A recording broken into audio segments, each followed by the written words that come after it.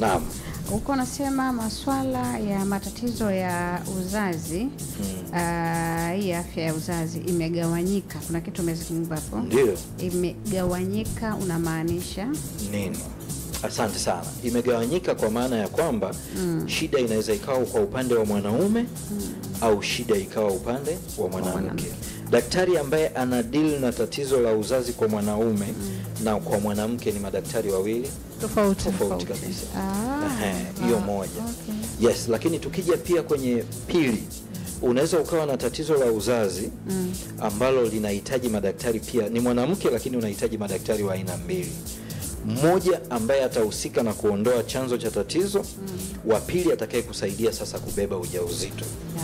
Sijui umeona? Yes, hapo kuna madaktari wenye specialties mbili tofauti. Okay, ngoja dokta.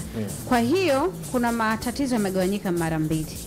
Ambaye kuna daktari ambaye ataweza kumtibu mwanaume na kuna daktari ambaye ataweza kumtibu mwanamke. Lakini tukishatibiwa kuna daktari sasa wa kufanya ili mimi niweze kushika ujauzito. Hebu twende sasa hapo. Yes, na hapo ndio pa muhimu sana kwa sababu nitakupa mfano.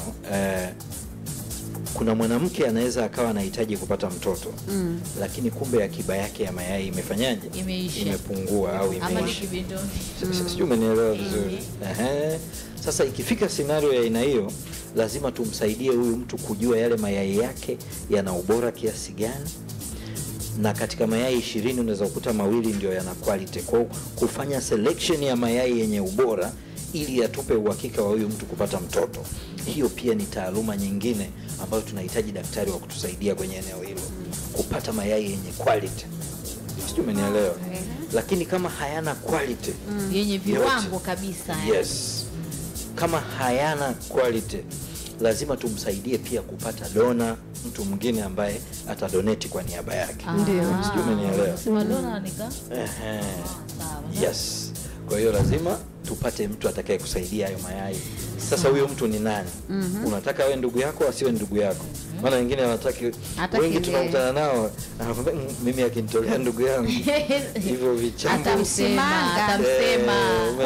kukosa mimi ongeza.